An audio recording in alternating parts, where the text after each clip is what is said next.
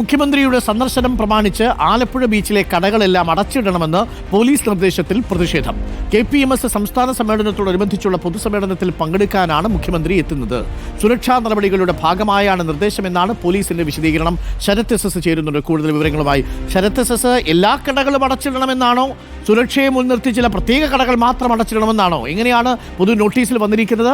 ഈ കടകൾ അടച്ചിട്ടിരിക്കുകയാണോ? വൈകുന്നേരമാണോ കടകൾ അടയ്ക്കേണ്ടത്? എന്താണ് ഈ കടയുടമകൾ നമ്മളോട് പറയുന്നത്? അരുൺകുമാർ, അതായത് ആലപ്പുഴ ബീച്ചിൽ, അതായത് എനിക്ക് പുറകിൽ കാണുന്ന ഇവിടെയാണ് ഇന്ന് വൈകിട്ട് മുഖ്യമന്ത്രിയുടെ പരിപാടി നടക്കുന്നത്. ഇതിന് സമീപത്തുള്ള 100ഓളം കടകൾക്ക് ഇത്തരത്തിൽ സൗത്ത് പോലീസ് നോട്ടീസ് നൽകി എന്നുള്ളതാണ് കടയുടമകളും നാട്ടുകാരും പറയുന്നത്. അതായത് ഒരു ദിവസം പൂർണ്ണമായും കട അടച്ചിടണമെന്ന നിർദ്ദേശമാണ് നൽകിയിരിക്കുന്നത്. നമുക്കറിയാം, പരിപാടി വൈകിട്ട് 6 മണിയോട് കൂടിയാണ്, 5:30ക്കാണ് നിശ്ചയിച്ചെങ്കിലും 6 മണിയോട് കൂടിയായിരിക്കും മുഖ്യമന്ത്രി വേദിയിലേക്ക് എത്തുക. അങ്ങനെ വൈകിട്ട് നടക്കുന്ന പരിപാടിക്ക് ഈ ദിവസം മുഴുവൻ കട അടച്ചിടേണ്ടി വരുന്നത് വലിയ പ്രതിസന്ധി ഉണ്ടാക്കുന്നു എന്നുള്ളതാണ് കടയുടമകൾ പറയുന്നത്. പ്രത്യേകിച്ച് അവധിക്കാലമാണ്. ഈ കാലഘട്ടത്തിലാണ് ഇത്തരത്തിൽ ഈ കടകൾക്ക് തന്നെ വലിയ രീതിയിലുള്ള കച്ചവടം ഉണ്ടാകുന്നത്. മാത്രമല്ല, ഇതൊക്കെ തന്നെ തട്ടുകടകളും ആ രീതിയിലുള്ള ചെറിയ കടകളാണ്, പെട്ടിക്കടകളും അടക്കമുള്ള ചെറിയ കടകൾ. അതുകൊണ്ട് തന്നെ ഇവരൊക്കെ ഈ ദിവസ വരുമാനവുമായി ജീവിച്ചു പോകുന്ന ആളുകളാണ്. അതുകൊണ്ട് തന്നെ വലിയ പ്രതിസന്ധി നേരിടുന്നു എന്നുള്ളതാണ് കടയുടമകൾ ഉൾപ്പെടെ പറയുന്നത്. നമുക്കൊപ്പം കടയുടമകൾ കൂടി ചേരുന്നുണ്ട്. നിലവിൽ ഇപ്പോൾ എന്താണ് നിർദ്ദേശം നൽകിയിരിക്കുന്നത്? എത്ര കടകൾക്ക് അടച്ചിടാൻ നിർദ്ദേശം? സാർ, ഇപ്പൊ ആദ്യം പറഞ്ഞത് 14 കട ഗ്യാസ് ഉപയോഗിക്കുന്ന കടകളാണ്. ആ കടകൾ നമ്മൾ അംഗീകരിച്ചുകൊണ്ട് നമ്മൾ റിപ്പോർട്ട് ചെയ്ത് 2 കട മുഖ്യമന്ത്രിക്ക് വഴിക്ക് വേണ്ടി ഒതുക്കണമെന്ന് 2 കട ഞങ്ങൾ ഒതുക്കിയിട്ടിരിക്കുന്നു. പിന്നെ അത് കഴിഞ്ഞപ്പം ഒരു 8:30 മണിയായപ്പോഴാണ് പറഞ്ഞത് എല്ലാ കടയും തുറക്കരുതെന്ന് പറഞ്ഞ്. ആദ്യം പാലത്തിന് വടക്കോട്ടാണ് പറഞ്ഞത്. ഇപ്പോൾ അറിയുന്നത് പാലത്തിന് തെക്കുവശത്തും കൊടുത്തിട്ടുണ്ടെന്നാണ് അറിവ്. മൊത്തം കടകൾ എല്ലാ കടകളെയും ബാധിക്കും. 120 കടക്കാരുണ്ട് ഇവിടെ. വലിയ പ്രതിസന്ധിയാണ്. ഞങ്ങൾക്ക് പ്രതിസന്ധിയാണ് വളരെ. പ്രതിസന്ധി എന്ന് പറയാൻ പറ്റില്ല സാറേ. ഇതുപോലെയുള്ള പരിപാടികൾ വരുമ്പോഴാണ് 10 രൂപ ഞങ്ങളെ പോലെയുള്ള കച്ചവടക്കാർക്ക് കിട്ടുന്നത്. അത് പെരുന്നാൾ, വിഷു, ഇതുപോലുള്ള പരിപാടികൾ വരുമ്പോഴാണ് 10 രൂപ ഞങ്ങൾക്ക് കിട്ടുന്നത്. പൂർണ്ണമായും അടച്ചില്ല. രാവിലെ 10 മണിയായിട്ട് മുഖ്യമന്ത്രി പോകുന്നിടം വരെ എന്നാ പറഞ്ഞത്. ഇന്ന് ഫുള്ള് തുറക്കരുത് എന്നുള്ളത്. തുറന്നാൽ നമുക്ക് PCC ഒക്കെ തരേണ്ടത് പോലീസുകാരാണ്. ഞങ്ങൾ PCCയെ ബാധിക്കും. അത് ഞങ്ങൾക്ക് നല്ല ഉറപ്പുണ്ട്. ഇതാണ് കടയുടമകളുടെ പ്രതികരണം. അതായത് അരുൺകുമാർ, ഇതാണ് മുഖ്യമന്ത്രി കടന്നു വരേണ്ട വഴി.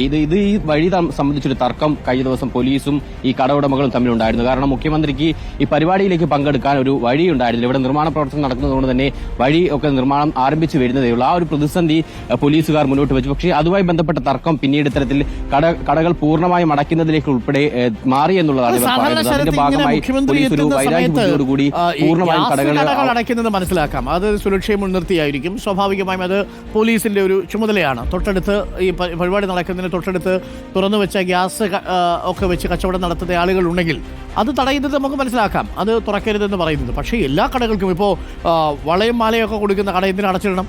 ഫാൻസി കടകൾ എന്തിനു അടച്ചിടണം?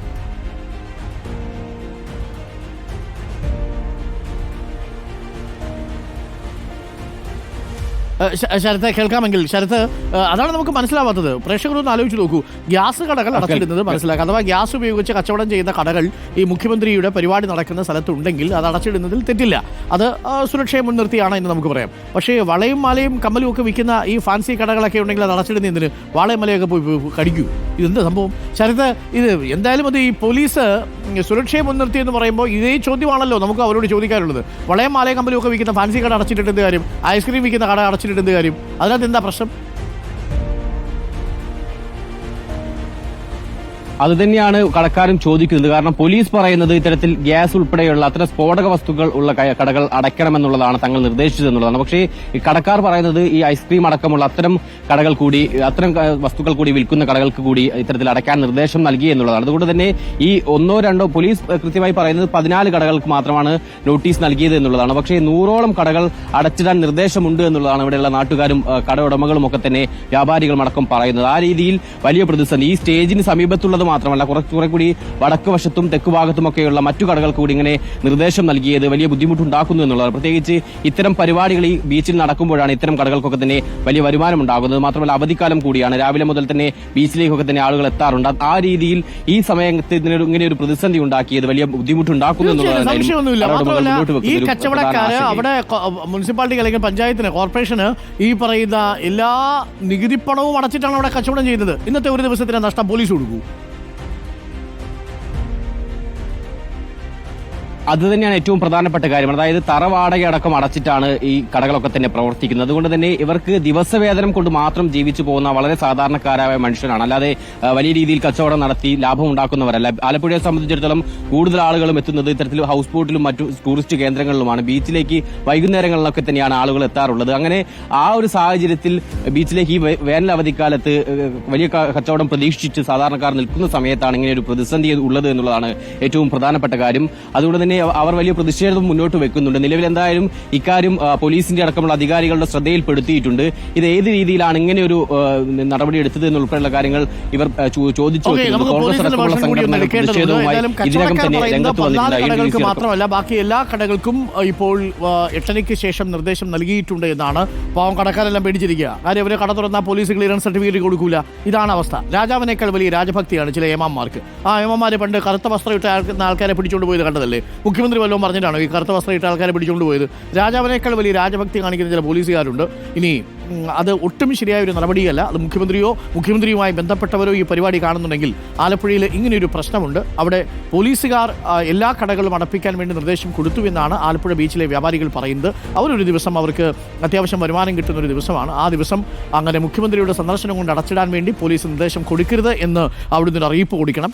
ഗ്യാസുമായി ബന്ധപ്പെട്ട സുരക്ഷയുമായി മുൻനിർത്തി ചില കടകൾ അടയ്ക്കുന്നതിൽ തെറ്റില്ല. അതവരും സഹകരിക്കാൻ തയ്യാറാണ്. പക്ഷേ വളയും മാലയും കമ്മലും ഒക്കെ വിൽക്കുന്ന കളിപ്പാട്ടമൊക്കെ വിൽക്കുന്ന കടയെ അടച്ചിടണം എന്ന് പറഞ്ഞു കഴിഞ്ഞാൽ അത് തെറ്റായ സന്ദേശമല്ലേ കൊടുക്കുക? പേരുദോഷം ഉണ്ടാക്കാൻ വേണ്ടി ചില ഏമാമാർ ഇറങ്ങിയിട്ടുണ്ട് കേട്ടു.